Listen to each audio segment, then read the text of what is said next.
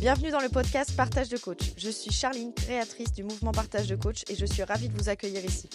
Partage de coach, c'est avant tout une communauté bienveillante, un espace où chacun peut révéler sa zone de génie, partager ses compétences et s'enrichir des expériences des autres. Ce mouvement est né d'une simple envie, permettre à des professionnels passionnés et talentueux de se faire connaître et d'échanger leur savoir et de créer ensemble quelque chose de plus grand. Parce qu'à plusieurs, on va plus loin. Dans ce podcast, vous découvrirez des parcours inspirants, des histoires authentiques et des échanges riches avec des coachs et des professionnels qui partagent leur expertise et leur humanité. Mon intention est de vous offrir un moment de connexion, d'inspiration et peut-être de transformation. Et si ce podcast vous donne envie d'aller encore plus loin, sachez que nous avons une communauté où nous organisons des conférences chaque lundi gratuitement. Les coachs que vous entendez ici animent également des ateliers plus approfondis sur des sujets précis pour vous permettre de grandir et d'évoluer. Si vous souhaitez rejoindre cette belle aventure, je vous mets le lien juste en bas. Alors installez-vous immédiatement et ouvrez vos esprits. Laissez-vous porter par cette belle aventure collective. Bonne écoute. Hello Man, comment ça va? Salut Charline, ça va et toi? Ben oui, ça va, je suis contente de t'accueillir sur Partage de coach. Merci, bah pareil, hein, également. Trop contente. Alors, du coup, est-ce que tu pourrais te présenter déjà en quelques mots pour qu'on puisse savoir qui on a en face de nous?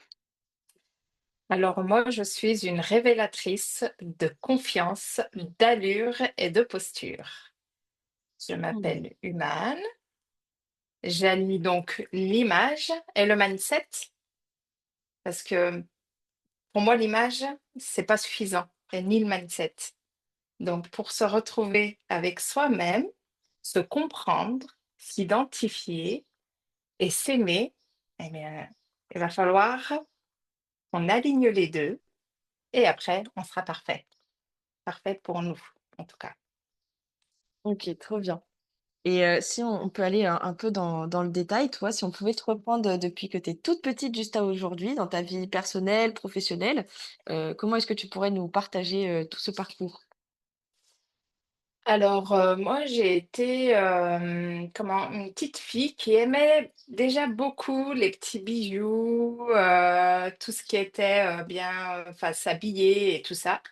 J'ai pas été très, très bien habillée, petite, réellement parce que bon, bah, voilà, hein, mes parents, c'était pas leur priorité, mais j'aimais bien porter tous les petits bijoux que je trouvais, si je pouvais en mettre dans chaque doigt, chaque oreille, 3-4 dans une oreille, enfin, vraiment j'adorais les petits bijoux, j'adorais vraiment, ce petit côté, petite fille princesse, un peu de maquillage, mais après très vite, ben, on abandonne tout ça parce que souvent on nous dit: «Mais, c'est trop, t'es es, pourquoi faire? Pourquoi tu fais ça?» Enfin voilà, donc après, ben, on se dit que c'est pas bien ce qu'on fait, de trop se montrer, de vouloir être jolie, de prendre soin de soi et ben, on s'efface un peu petit à petit avec le temps. Mmh. Ensuite avec, mon parcours, bah, je suis revenue enfin après l'école, j'ai décidé de faire de la coiffure parce que j'aimais beaucoup les relations avec l'humain et j'aimais aussi embellir, en fait, embellir les gens ou m'embellir moi, embellir ma maison. Du coup, ben, c'était un super métier pour moi. J'étais allée juste avant ça dans une branche, pour faire, infirmière, des choses comme ça, mais j'étais pas à l'aise, quand on me parlait de sang, de maladies, bah, des gens mourants. Alors j'ai plutôt préféré, bah, j'ai changé tout de suite, hein, quelques mois après. J'ai continué dans cet axe et là vraiment je me suis de nouveau préparer, fait joli, bien m'habiller, me maquiller, chose que je faisais plus trop parce qu'on me disait que c'était pas bien. Mmh. Donc à ce moment-là, j'avais recommencé à m'affirmer, même si c'était trop évidemment. C'est vrai que quand je regarde des photos maintenant, je me dis: «Waouh, tu quoi!» Mais bah, en fait, j'étais bien parce que je faisais ce que j'avais envie. Mmh. Ensuite, bah, j'ai été chef d'entreprise, j'ai ouvert 2 salons de coiffure. Donc, mon premier à 20, est-ce que j'avais 23 ans? Non, je crois que j'avais pas encore 23 ans. Presque 23 ans. Premier salon. 5 ans après, j'en ai ouvert un deuxième. J'ai eu mes salons presque pendant 11 ans. J'avais 9 employés, donc un grand salon de coiffure et l'autre c'était double activité, salon de coiffure et esthétique. Donc pour vous dire à quel point j'aimais ça, quoi. J'aimais vraiment tout ce qui est beauté, faire plaisir aux gens, les sublimer. D'ailleurs, les gens ils disaient on vient pas que pour la coiffure, quoi. On vient aussi pour toi, pour ton énergie, ton envie de quand on n'est pas bien, de nous remonter, en fait, nous donner, redonner de l'énergie, de l'envie, voilà, honnêtement. Après, bah, j'ai eu ma petite période, bah, pas bien, hein, comme tout le monde, ou enfin, en tout cas, moi, j'ai eu ma petite période où, après que j'ai vendu mes salons, ben, je me suis un peu perdue. J'étais redevenue la petite fille, comme si on avait dit, ne te montre pas, pourquoi faire, pourquoi te faire belle, pourquoi t'habiller, pourquoi ci, pourquoi ça. Et je voulais rentrer dans un moule. Je me suis dit, tiens, les mamans, quand t'es maman, ben, tu t'habilles un peu plus, je sais pas, sportif, tu te maquilles pas trop parce que t'as pas le temps normalement, donc pourquoi tu veux te maquiller? Enfin, vraiment un mood, ta maison, elle doit être impeccable. Tu travailles pas, tu es une femme au foyer, donc ta maison, elle doit être impeccable. Tu dois t'occuper de tes enfants.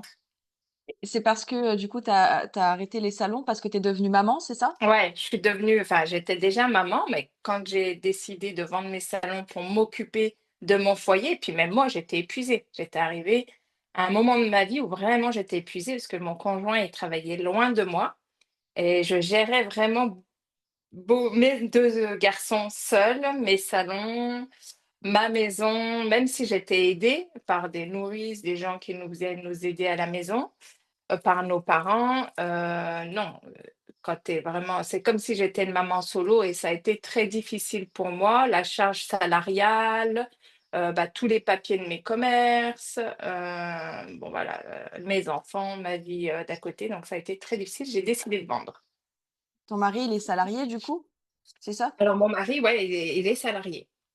Mmh. Quand tu as eu tes enfants, du coup, ton mari, il travaillait aussi à côté, du coup, il était pas disponible, c'est ça, si j'ai bien compris? Alors mon mari, il travaillait, comment t'expliquer, vu qu'il était responsable quand même, bon, il a un certain, il travaille énormément en fait. Il sait pas mettre le frein aussi, on va dire, pour dire la vérité. Il sait pas mettre le frein. Et plus la route, parce qu'il n'était pas sur place. Et moi, je travaillais le samedi. On avait vraiment que le dimanche en couple. Et comment dire, c'était bah, le dimanche, on est épuisé. On est épuisé de notre semaine. Donc, ouais, c'était assez dur à ce moment-là de pas vraiment vivre de vie de famille, de couple. Du coup, bah, on veut plus ça. On veut plus ça à un moment donné. Et donc, j'ai fait femme au foyer, hein, en me disant, je vais reconnaître un peu tous les joies de la famille, du couple et tout. Mais pas trop, non. Pas trop, honnêtement, ouais. Mmh. Donc, ce qui a fait après, ben, vu que je suis quelqu'un qui aime être dans l'action et que j'aime voilà, entreprendre, bouger, créer, les relations sociales, parler avec les gens. Embellir les gens, m'embellir moi aussi, surtout parce que franchement, moi, j'ai souffert de ça. Je ne m'habillais plus parce que, voilà, je pensais que c'était mieux comme ça. Mmh. Parce que j'habitais avec mes enfants, parce que je faisais le ménage, parce que, je m'étais dit, «Bah, non, tu travailles plus, donc tu dois tout gérer, tout». Mmh. Voilà. Et du coup, bah, je me suis un peu petit à petit, bah, oubliée, j'ai pris des kilos, pas parce que je mangeais beaucoup, mais c'est parce que c'était le grignotage, vous savez, quand on mange enfin, quand on mange ses émotions, cette phrase: «Mais elle est vraie, elle est vraie!» Donc j'ai commencé à café, gâteau, café, gâteau, café, gâteau, où vraiment après je me reconnaissais plus. En plus de ça, bah, les gens ils sont pas doux, hein, ils nous disent pas comment tu vas, ils nous disent: «Qu'est-ce qui t'arrive? Tu grosse, t'es moche», tu vois cette fameuse phrase, mais dis juste comment tu vas, comment tu te sens, quoi. Juste prenez de mes nouvelles, pas me dire, tout de suite, Qu'est-ce qui t'est arrivé, hein? Oh, tu plus la même femme, hein». Merci. Non, j'avais pas remarqué. Je mets toujours le même jean qu'avant. Je Tout va bien. Je souris plus, je pleure à chaque, «Comment vas-tu?» Mais oui. Et que moi, je suis très solaire vraiment. Et que là, il y avait plus de solaire, quoi. Je m'étais mis un nuage sur mon soleil comme ça. Donc, c'était ma période assez grise. Et c'était très dur quand tout le monde te dit aussi, tu manques de rien, tu as tout ce qu'il te faut, ton mari il est gentil, tu as une belle maison, tes enfants ils sont en bonne santé, tu manques de rien, tu fais ce que tu veux, tu pars en vacances, tu reviens, machin et tout ça. En gros, comme si j'étais une fille pourri gâtée, mais en fait, personne comprenait la solitude que je vivais au fond de moi, en fait, le mal-être. Mm. Parce qu'en fait, j'essayais de ressembler ou de faire plaisir selon moi, voilà, ce que je pensais que c'était bien. Euh, bah, tu travailles plus, tu n'as plus de rémunération, donc c'est à toi de te taper tout ça. Dans Mm. ma tête, c'était ça. Et ensuite, du coup, comment est-ce que tu as fait? Hmm. Alors, comment j'ai fait, honnêtement? Heureusement que, tu vois, comme quoi c'est dur d'avoir des animaux, mais j'avais un chien. Et enfin, j'ai toujours d'ailleurs, je sais pas pourquoi je dis j'avais. Connexion avec la nature, à marcher. Marcher. Et un jour, je suis tombée sur un podcast et j'ai dit, mais ça me parle. J'ai l'impression qu'on parle de moi, quoi. Qu'on s'est perdu, qu'on a perdu ses sens, qu'on n'a plus goût à rien. J'ai dit, mais on parle de moi. Et du coup, après, là, déjà, bah, je marchais 1 heure et demie, 2 heures par jour, vraiment toute seule. Mais avant, c'était la musique. Après, ça a été podcast. Après, bah, je me suis dit, non, mais tu peux pas, c'est pas toi. C'est pas ta nature humaine. C'est pas toi. Donc, tu te remets au sport. Déjà, j'ai recommencé avec le sport. J'ai rechangé mon alimentation. Et là, quand j'ai ressenti l'énergie qui revenait, cette force intérieure, et de me dire, mais, putain, mais t'es qui, toi? T'es qui? Qu'est-ce que t'as fait? T'as grandi dans une famille de business. Tes parents étaient dans le biz. T'as grandi comme ça. Toi, tu l'as fait aussi. Et après, bah, je fais une formation sur 21 jours de la confiance en soi. J'ai fait je me suis inscrite à l'école bah, de David Laroche, où j'ai demandé tout de suite qu'on me coach avant de commencer l'école. Et là, déjà que je m'étais remis en place, hein, j'avais retrouvé bah, tout mon physique, j'allais mieux et tout ça, mais dans ma tête, mon mindset, il résistait. Tu sais, physiquement, ça allait, mais tu vois, t'as une jolie plante, mais elle a du mal à se tenir. Tu sais, la plante, il faut lui mettre des bouts de bois, tu vois, pour qu'elle se tienne bien droite. Donc, Mm. j'étais une jolie plante, mais j'avais besoin de bouts de bois pour rester bien, tu vois, la carrure bien droite, l'allure, mon énergie. Mhm. T'es encore vide, quoi. L'énergie, elle ne vibrait pas. Et du coup, quand j'ai fait bah, ce coaching avec, bah, dans mon école de développement personnel avec puis David après m'a coaché plus tous les élèves. Bah là, effectivement, j'ai eu un déclic. En fait, j'avais vraiment oublié toute cette force que j'avais déjà été chef d'entreprise, que j'ai géré 9 employés, que je travaillais avant et je m'occupais de ma maison, mes enfants. Enfin, tout ça est revenu et que les gens aimaient parler avec moi, aimaient venir me voir pour que je m'occupe d'eux. Euh, Quand tout ça est revenu, eh ben, je peux te dire que la porte, elle s'est ouverte, quoi. Mm. Quand tu dis que la porte, elle s'est ouverte, il s'est passé quoi? Il s'est passé que je suis ici avec toi maintenant, Charline. Il s'est, il s'est passé que je suis de nouveau chef d'entreprise. Il s'est passé que je suis repartie une super mère et une super femme et une super entrepreneuse. Il n'y a Mm. pas d'autre mot. Oui. Du coup, tu as mêlé un petit peu le côté chef d'entreprise et mère de famille. Tu as trouvé le bon Ouais. axe pour toi. Voilà, l'équilibre en fait. L'équilibre. Donc les choses d'avant, j'ai pris ce qui était bon, ce qui faisait du bien. Ceux qui étaient moins bien, bah, je les ai mixés ou abandonnés.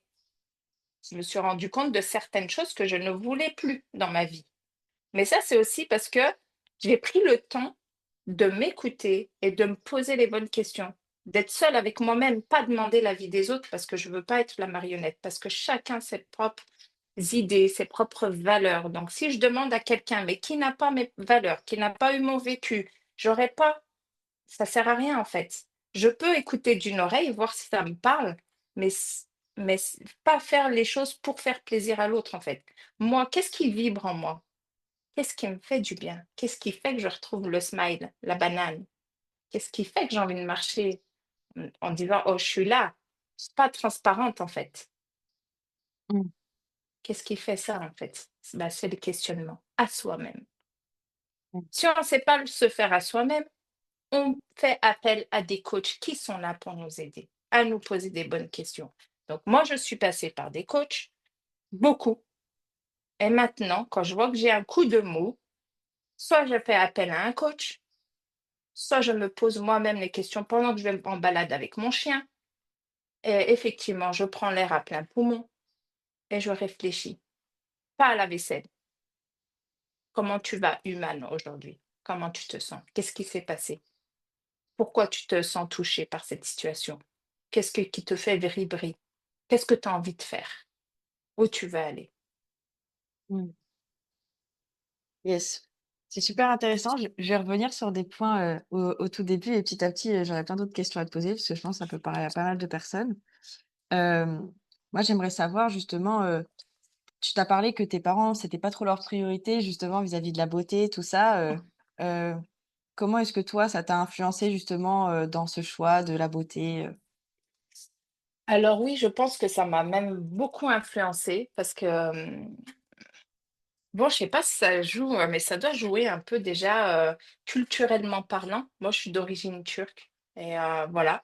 Donc faut pas trop se maquiller, faut pas s'habiller ouvert.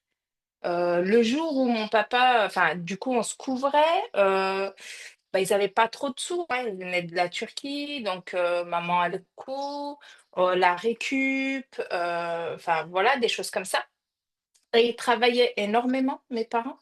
Donc ça, pour eux, c'était pas important, en fait, parce que eux, ils ont vécu de rien. Ils ont vécu avec le minimum, donc pour eux, c'était moi, ils me donnaient ce qu'il fallait, quoi. J'avais un pantalon, j'avais une jupe, sauf que moi, je voyais à l'école les autres enfants s'habiller différemment et tout ça, donc j'enviais. J'enviais, c'est normal qu'on envie, quand on est petit. Là, je vois ma fille, elle me dit tout le temps: «Maman, eux, ils ont tel legami, ils ont ça, ils ont ci». Même petit, on a ce besoin comment dire? D'approprier de faire partie d'un groupe, en fait. Mmh. De faire voilà, d'être vu, être aimé, d'avoir un compliment, tu sais? D'une petite valorisation qui va dire que voilà et du coup, j'avais pas trop. Donc j'ai eu cette période où j'achetais plein de enfin, mes parents, ils aimaient bien nous faire plaisir parce qu'on travaillait enfin, ils travaillaient beaucoup. On a grandi dans l'entreprise à mon père. Quand on allait au magasin, ils nous achetaient des petits trucs, voilà, pour nous faire plaisir et moi, j'achetais toujours des bagues, des colliers, des trucs comme ça. Et franchement, je pense que ça a joué parce que c'était peut-être une façon de me dire: «Bah, tiens, OK, tu peut-être pas les beaux vêtements, tu peut-être pas ça, tu peut-être pas le joli collant». Parce que moi, j'adorais, il y avait une fille, elle mettait des super collants, mais moi, j'avais que les collants en laine. Elle, elle avait les collants qui brillaient. Je moi aussi, je voulais des collants qui brillaient, mais mes parents, c'était pas une priorité pour eux. mmh. Et aujourd'hui, qu'est-ce qu'ils en pensent justement de ton parcours vis-à-vis de l'embellissement, le tout ce côté-là? Ben, ils ont pas compris au début. Quand j'étais, bah, je t'ai dit, je suis partie d'abord dans la branche, pour être infirmière et tout ça, ou dans les pharmacies, et quand j'ai commencé dans l'école et bah, ils ont vu directement que ça allait pas, en fait. Ils m'ont dit: «Qu'est-ce qu'il y a?» Je dis: «Je sais pas, j'aime pas». Ils parlent de gens malades, ils parlent de gens tristes, ils parlent de ouais, voilà, des trucs comme ça, de piqûres. Déjà que j'étais: les piqûres, voilà, juste le mot piqûre, je transpire». Donc voilà, j'ai dit: «Mais je sais pas, je me sens pas». Puis mon père, qui voulait pas que j'aille dans la coiffure parce que, je sais pas, c'était mal. C'est toujours encore mal, c'est dommage, hein, mais la coiffeuse, elle est enfin, je sais pas comment expliquer, sous-évaluée. Et que pas du tout, mais sans coiffeur, qu'est-ce qu'on ferait, quoi? Enfin, je veux dire, on va pas marcher sur nos cheveux, enfin, les gens, ils sont là et enfin, on embellit le monde, quoi. Et du coup, ben, ça passait pas pour mon père, donc il voulait pas. Et quand il a vu que ma lumière, elle s'éteignait, il m'a dit: «Qu'est-ce que tu veux?»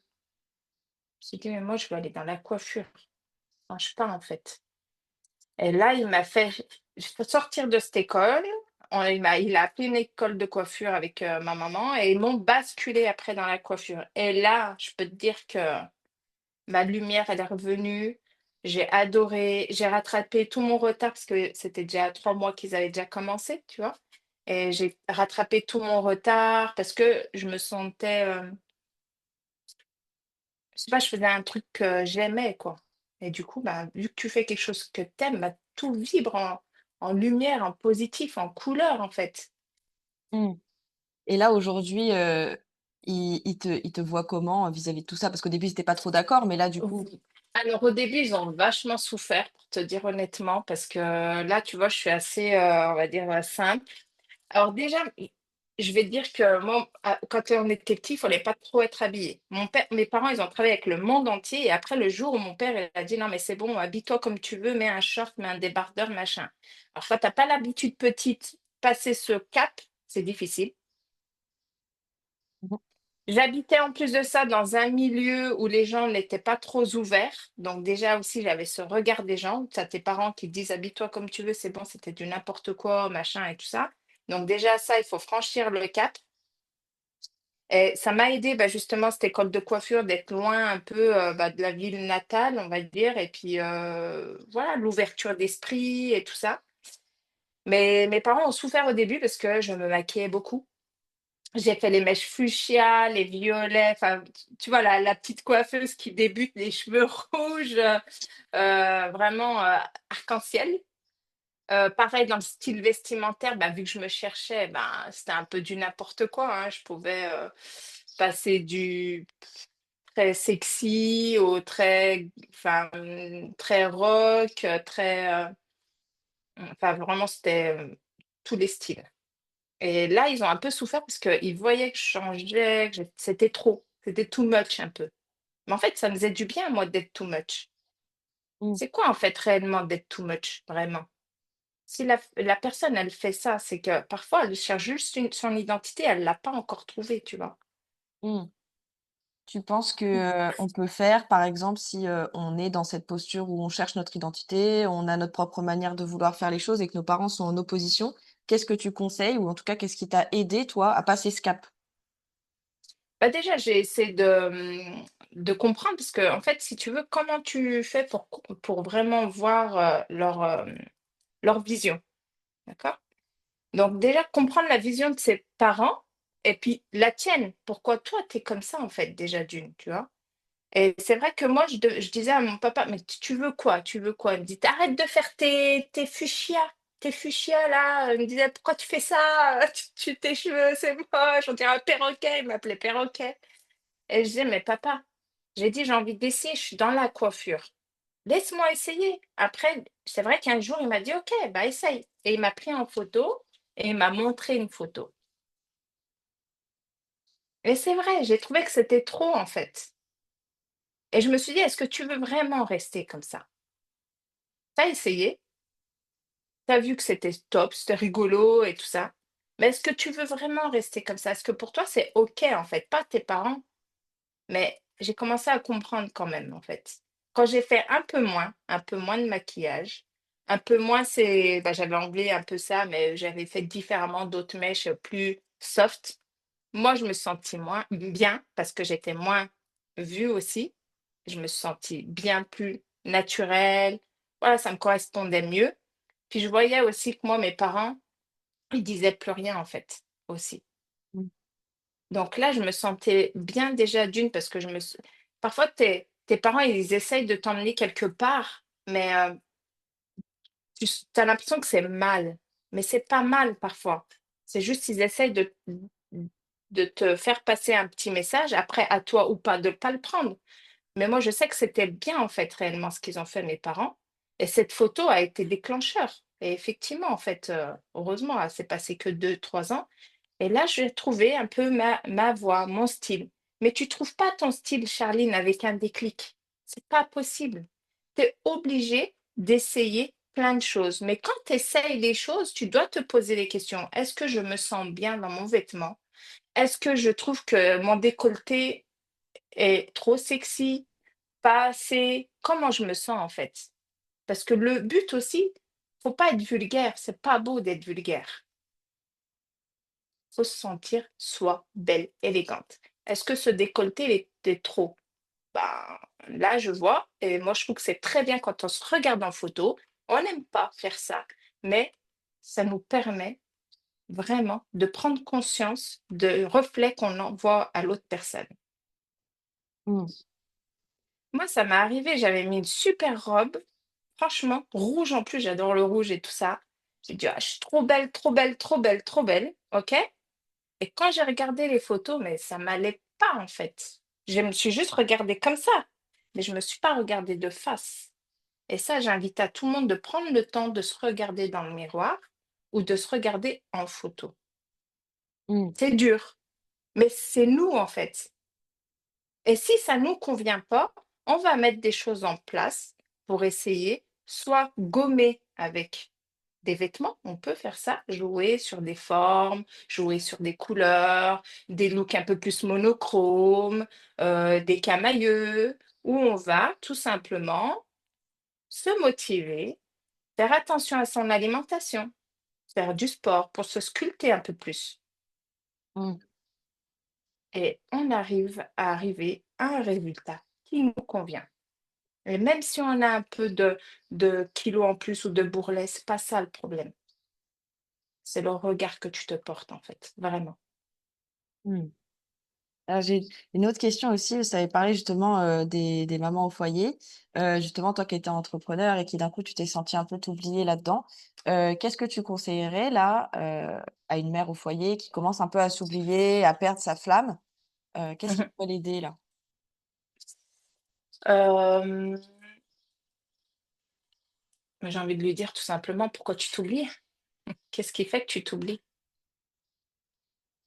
Toi, Qu'est-ce qui fait que tu t'oublies?»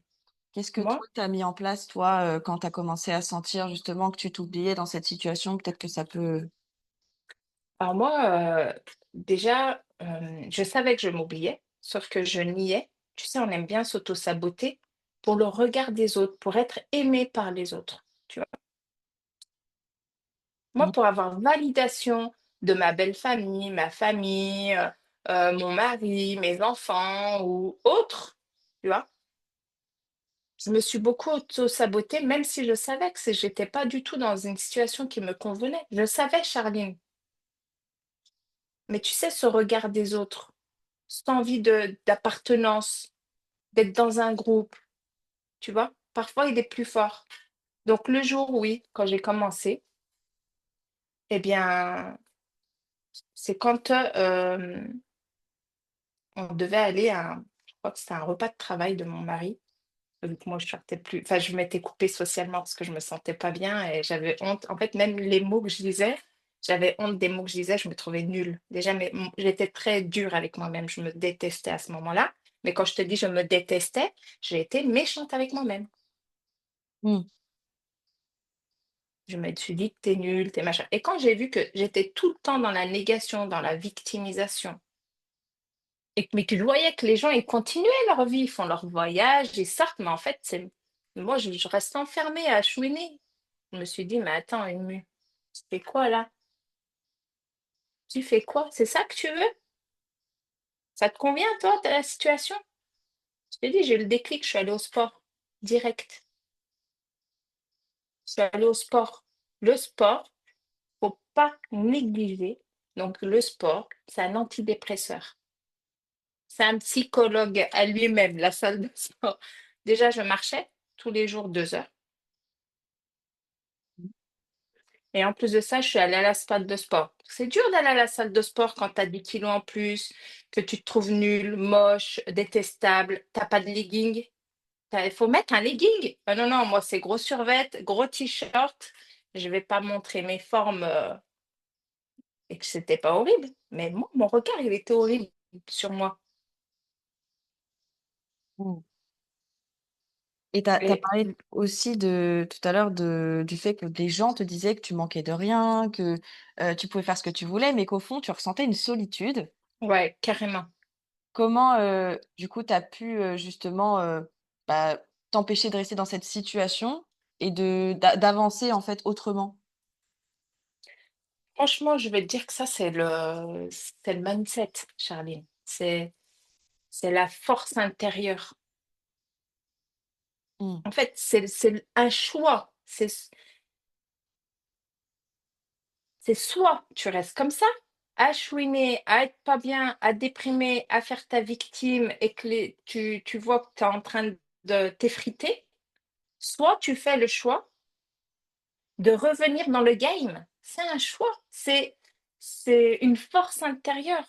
C'est j'y vais maintenant, maintenant, même si t'es pas bien, même si j'avais honte. Oh, mon premier cours, Charline, je me suis mis derrière un poteau déjà que je comprends rien. Ça faisait hyper longtemps que je suis pas allée à la salle de sport. Il faut que je regarde le coach faire son sport, ok? Mais toi, tu te mets derrière un poteau parce que tu as tellement honte de la personne que tu es. Mmh. Oui, je l'ai fait. Et c'est ok. Maintenant, je suis devant. Mais au début, j'étais derrière, cachée derrière un poteau. Et je disais, ça, je vois pas ces mouvements. Et c'est normal, tu vois pas, meuf. J'avais fait ce déclic, mais j'étais pas encore prête. Mais c'est normal. Déjà fait ce déclic. Commence, mets ton pied là-bas. Mange plus autant de gâteaux. Lis des livres. Cultive-toi. Regarde-toi dans le miroir. Mmh. D'accord? Mets des vêtements qui te correspondent. Arrête de vouloir mettre ton jean qui te va plus, il te va plus, il te serre au niveau de ton bourrelet. Change tes culottes, change ton soutif, rachète-toi des vêtements pour l'instant, même si tu sais que tu as envie de maigrir, des vêtements auxquels tu te sens bien. Parce que souvent, l'erreur, c'est oh non, je vais pas racheter, je vais remettre mon jean, même s'il me boudine. Mais oui, mais ton reflet dans le miroir, tu vois quoi? Tu vois que ton serré, il est serré ton bouton il est serré au maximum, tu te sens pas bien, du coup, tu te tiens pas bien, tu as honte. Tu crois que là, de te voir pas bien, ça va te donner envie d'aller faire mieux? Non. Déjà, tu vas te rhabiller en fonction de ta morphologie. J'ai réadapté tout de suite. Moi qui connaissais déjà bien, j'ai racheté un pantalon bootcut. Bootcut, c'est quoi? Vu que j'avais honte de mes cuisses, d'accord? Déjà, j'ai pris deux tailles au-dessus, deux tailles au-dessus, d'accord? Hop, déjà, ça fermait. Bootcut, ça veut dire que le bas du pantalon est évasé. Pour équilibrer avec mes cuisses, pour que déjà, quand moi je me regarde, je me sens déjà plus jolie. Même si j'avais encore ces deux tailles en plus. Mmh. Mais au moins, visuellement, je me trouvais bien. Pas le bourrelet qui boudine, le jean qui te serre trop et qu'on voit la cellulite à travers. Tu vois? Mmh. Oui, c'est pas grave, on n'est pas obligé d'acheter de la marque, hein. On peut acheter des choses à Kiabi, c'est très bien, hein. Il y a des jolies choses, hein. Faut pas dire parce que c'est pas cher que c'est nul. Non. Le vêtement, il doit être adapté à toi. Et aussi dans les couleurs. Du coup, je mettais que du noir parce que bon, voilà, hein, c'était une histoire de se cacher. Oui, le noir, c'est élégant, mais ça dépend comment tu le portes. S'il n'est pas coupé à ta morphologie, si il n'est pas, admettons, moi j'ai une poitrine, voilà, tu vois, je mets beaucoup, je sais pas si toi qui me vois souvent, des ouvertures comme ça, parce que ça me donne un effet élancé, tu Mmh. vois. Que si je couvre comme ça, regarde, Oui, ça ça change. m'étouffe directement. Ça m'étouffe, ça me rapetissit. Que là, hop, regarde, le fait que c'est ouvert, j'ai tout de suite un effet élancé. Mmh. Et souvent, pareil, pour le corps, j'avais fait un peu la bêtise au début, j'achetais que des choses droites pour pas qu'on voit ma taille. Mais en fait, quand tu regardes droit comme ça, t'es un cube. T'es un cube. Pardon, je bave en même temps. T'es un cube. Que si tu mets des vêtements en fonction de ta morphologie, si tu as de la taille, tu marques un peu ta taille sans trop serrer. Je te dis pas qu'il faut te mettre comme ça, hein, bien te serrer, mais juste tu marques un peu ta taille. Tu vois ton mouvement du corps là, ta silhouette, ta jolie courbe harmonieuse. Eh ben, visuellement, je peux te dire que tu préfères quoi? Voir un cube ou voir une jolie courbe en harmonie? Mmh. Yes. Sauf si tu es morphologie H. Donc, c'est-à-dire morphologie H, tu n'as pas de taille. Si tu n'as pas de taille, d'accord, tu mets des vêtements droits, ce qui va t'allonger ta silhouette. Pour tous ceux qui ont petite taille, s'il vous plaît, mesdames, mettez, si vous voulez donner un effet élancé, d'accord, des monochromes ou des camailleux, d'accord? C'est pas parce que vous allez mettre du droit et que vous avez une taille que ça va vous donner un effet élancé. Non, ça va vous rapetissir. Mm. Les couleurs, oui, vont vous donner un effet élancé, mais si vous mettez des vêtements où vous pensez que droit, bah, ça va vous donner un effet élancé, si vous avez une taille H, c'est très bien. Mais si vous avez une taille 8, X, A, V, eh bien non, il faut marquer votre taille et en douceur, même si on a du ventre. Souvent, le ventre, moi, je le fais à chaque fois. Toutes mes clientes, elles pensent cacher leur ventre en sortant leur t-shirt. C'est le contraire, mesdames. Vous mettez votre t-shirt dedans votre pantalon. Vous mettez une ceinture mi-hauteur, donc c'est-à-dire pas taille haute pour les ventres plats, d'accord? Taille basse aussi pour ceux qui n'ont pas trop de ventre. Mais si vous avez un peu de ventre, mi-intermédiaire, vous mettez une jolie ceinture. Je vous assure, vous n'avez plus de ventre. Yes. J'avais une question aussi, parce que du coup, par rapport, à toutes les phases que tu as pu vivre justement, dans Mhm. ton comment est-ce que ton couple et ton mari a vécu ça? Comment est-ce que tu as fait survivre ton couple aussi à travers toutes ces phases? J'aime bien ton mot survivre parce qu'il a survécu à un moment donné. Non, Il c'est a une épreuve à 2, survécu. hein, mais c'est Mais compliqué. oui, mais tout à fait. Mais tu sais que quand moi, mon mari m'a connue solaire, apprêtée, soignée, super girl, entrepreneuse. Donc, tu vois, quand il se retrouve à la maison, au début, il était content. Il était content. Il a dit, je vais subvenir à tout. Et c'est vrai, aujourd'hui, il subvient toujours à tout. Sauf que il a une femme qui rentre à la maison. Donc, elle est déprimée, la meuf.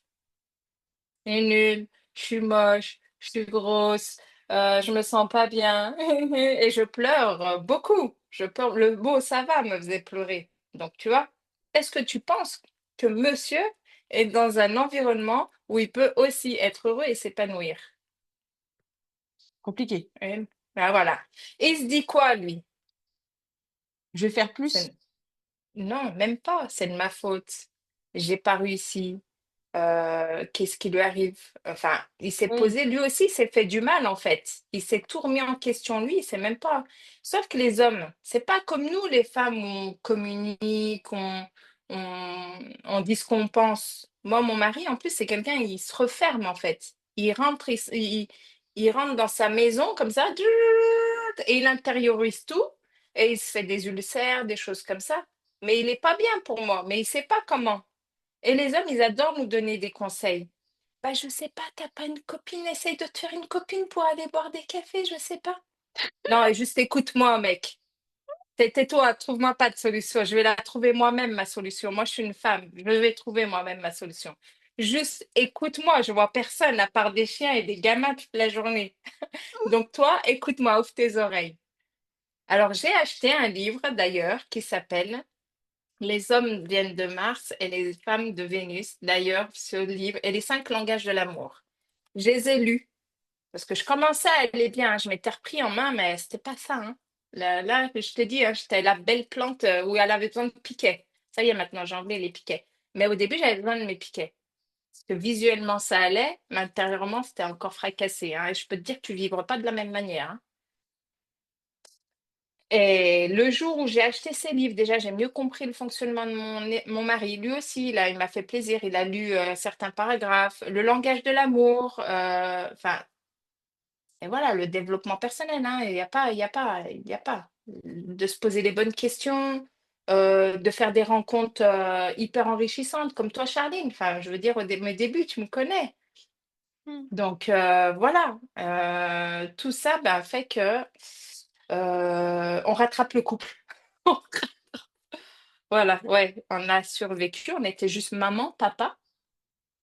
Bien sûr, on est un couple parce qu'il y a toujours un peu de relations sexuelles, bien sûr, c'est pas, tout n'est pas fini.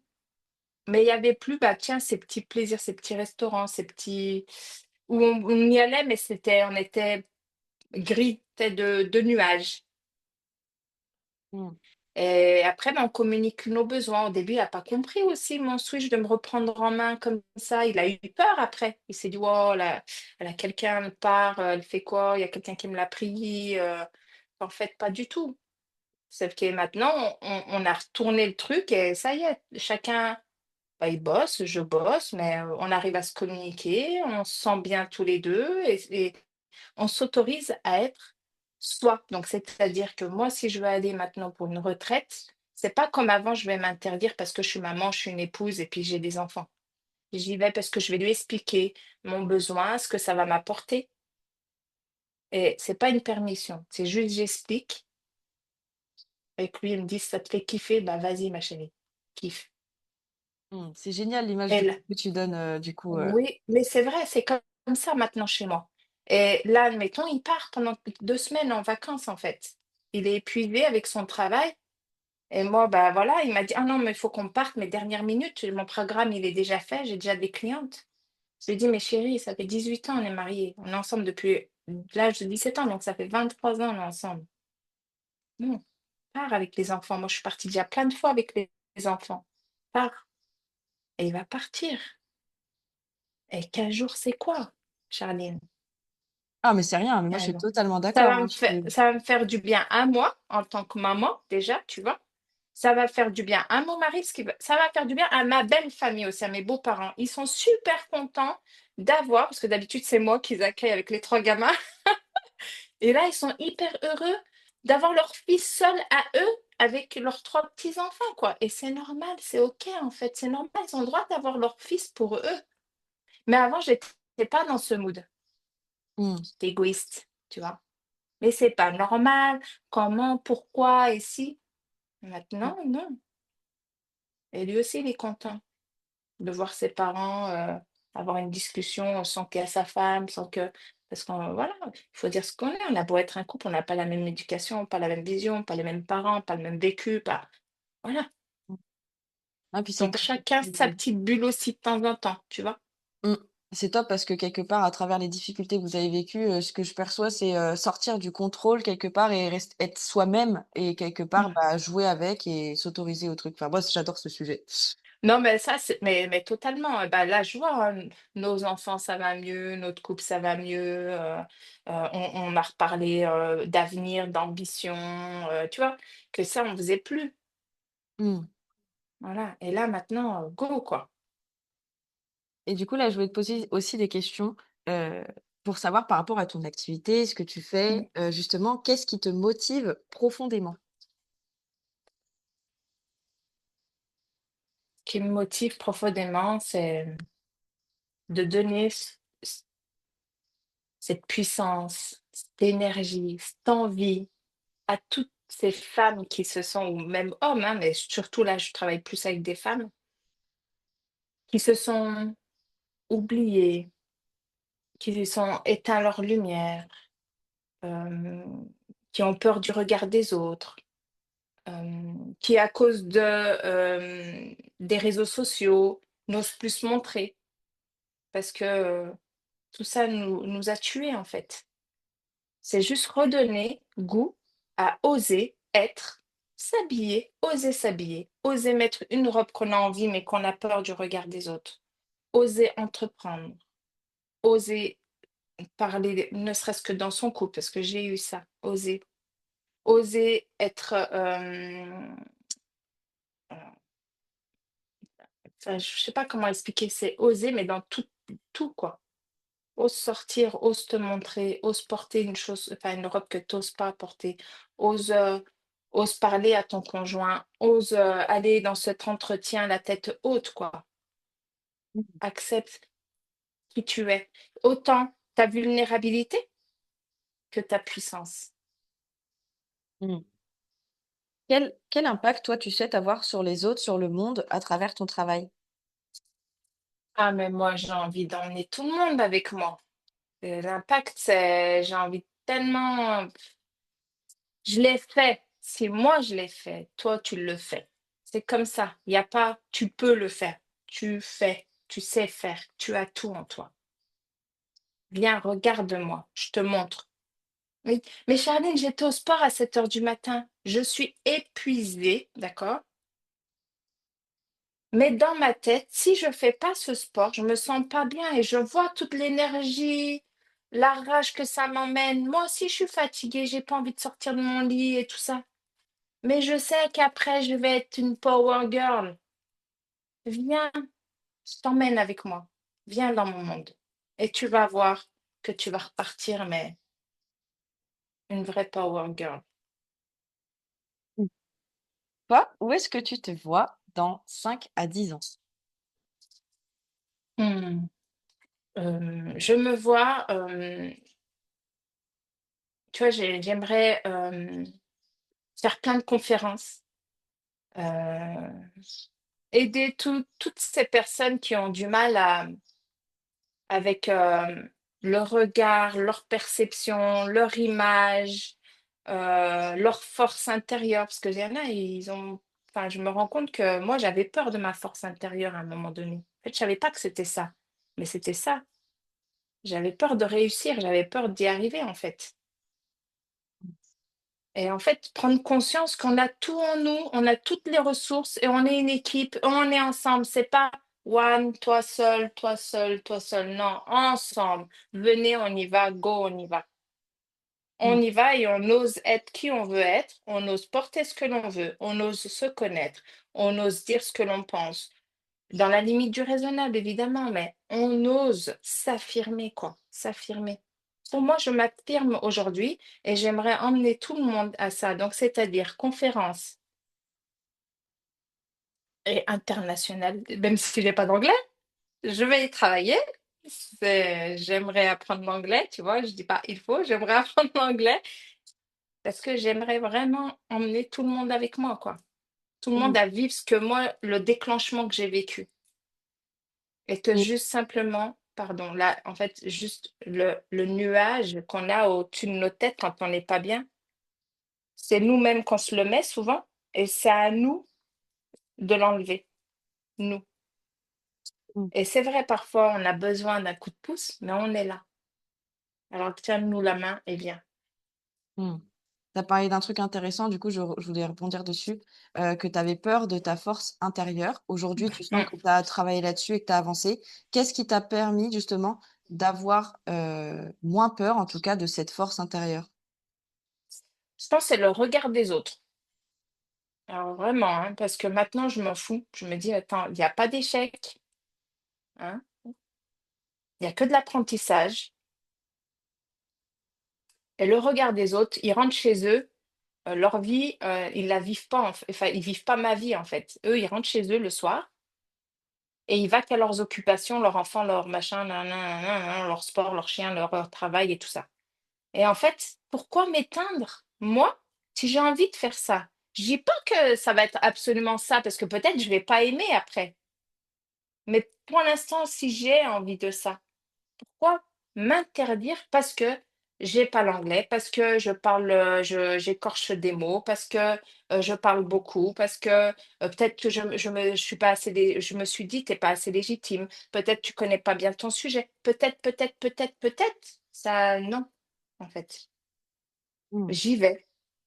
Et de toute façon, chaque action m'apprend quelque chose. Donc, j'y vais. Et puis, le regard des autres, je mets de côté. C'est moi. Est-ce que j'ai fait quelque chose aujourd'hui qui m'a plu? Moi, oui, pas par rapport aux œufs des autres.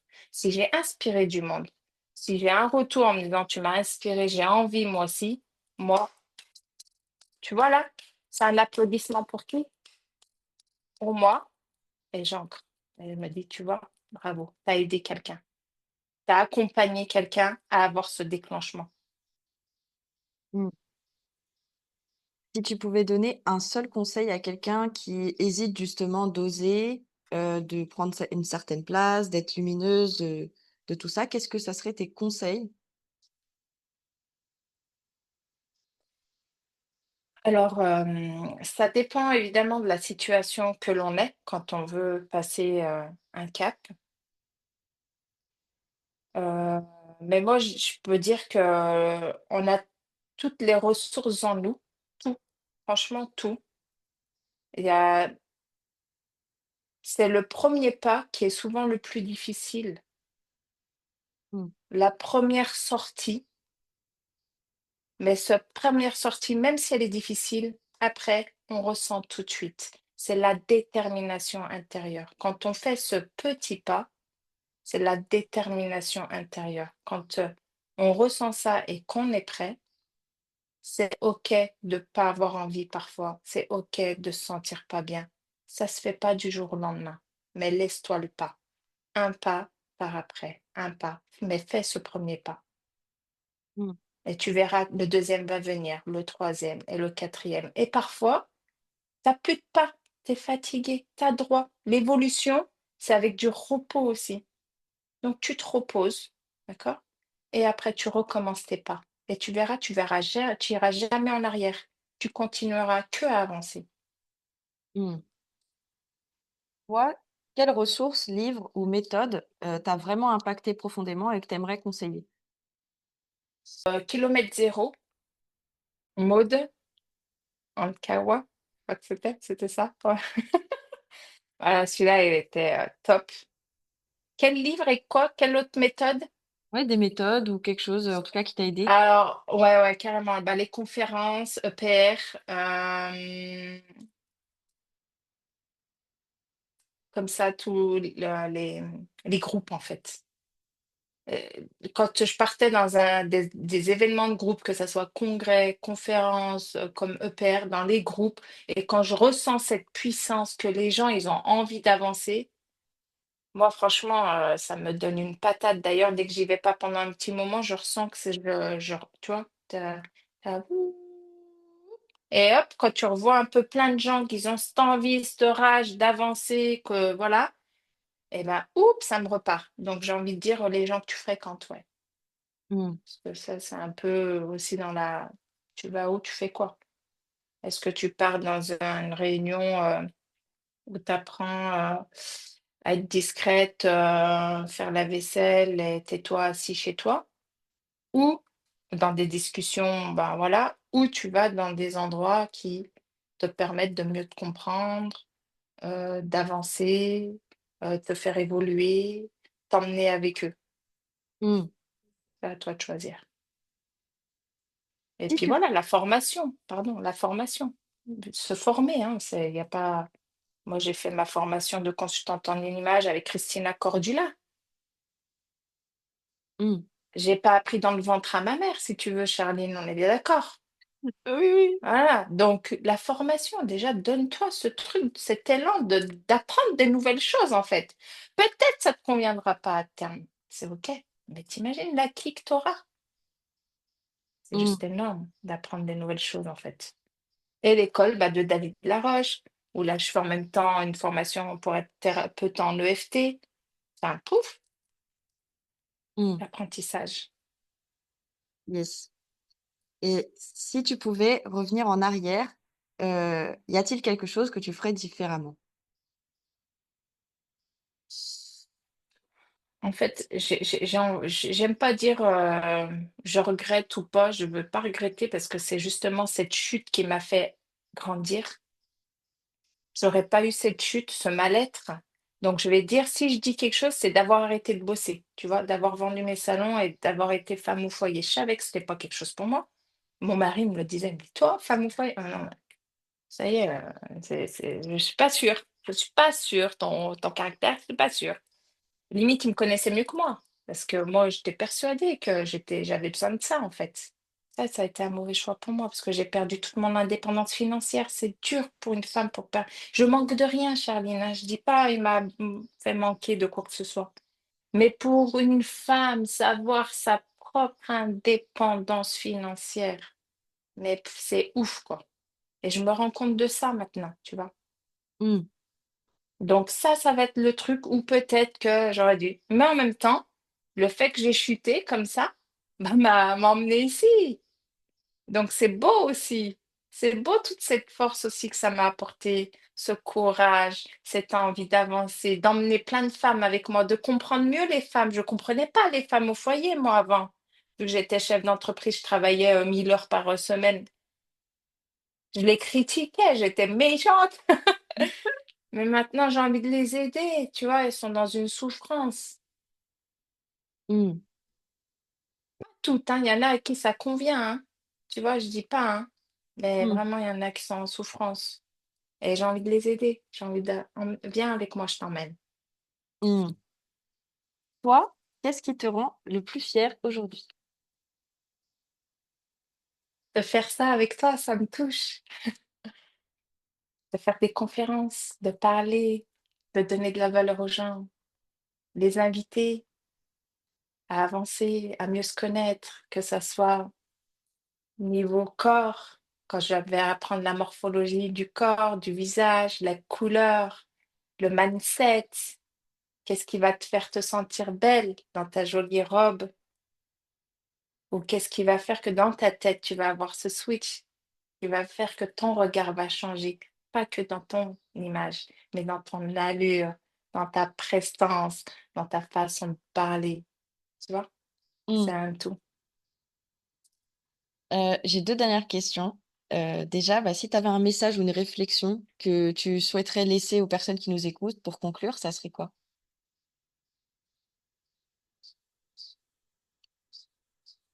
Comment vous vous sentez avec vous? Mmh. Et si les personnes, elles veulent, justement te suivre, retrouver, bah, tes actualités, où est-ce qu'on peut te retrouver? Alors moi, je suis beaucoup plus sur Instagram. J'ai LinkedIn aussi et Facebook, mais j'utilise pas beaucoup pour vous dire honnêtement, parce qu'en fait, moi, j'essaye de rester focus pour pas, vu que j'ai 3 enfants, j'essaye de pas être de partout non plus. Mon focus est Instagram. Donc on me retrouve sur Instagram, au nom de human-du-bas style et moi. Là, comme je disais, je le dis toujours, je suis pas une influenceuse. Mais si je peux apporter de la valeur, donner de l'énergie, donner de l'envie ou partager quand je vais au sport pour avoir, voilà, ou quand je m'habille d'une façon, d'une certaine manière, ou je partage, bah, voilà, des petits tips, eh ben, venez me rejoindre. C'est avec plaisir. Yes, je mettrai, toutes les infos, dans la description juste en bas. En tout cas, bah, merci pour, tous les partages, c'était vraiment super top Merci à toi, Charline, merci. et puis, bah, on se retrouve, très bientôt. À bientôt, au plaisir. Et voilà, c'est déjà la fin de cet épisode. J'espère que cette conversation avec notre intervenante a inspiré, donné des clés ou même peut-être une petite étincelle pour avancer vers tes propres objectifs. Chez Partage de Coach, on croit profondément au pouvoir de la communauté et de l'entraide pour aller encore plus loin ensemble. Donc, si cet épisode t'a plu, sache que ce n'est qu'un aperçu. En rejoignant notre communauté, vous pourrez participer à des ateliers exclusifs et interactifs chaque semaine, animés par des professionnels incroyables du développement personnel, du business. Ces ateliers vont plus en profondeur pour t'aider à transformer tes ambitions en réalité. Alors, si tu veux continuer l'aventure avec nous, je t'invite à cliquer sur le lien dans la description pour nous rejoindre. Partage cette opportunité autour de toi, parce qu'ensemble, on peut accomplir de grandes choses. Merci d'avoir été avec nous aujourd'hui et surtout n'oublie pas, tu as en toi ce qu'il te faut pour briller. On se retrouve très bientôt pour un nouvel épisode et d'ici là, prends soin de toi et continue d'évoluer. À très vite.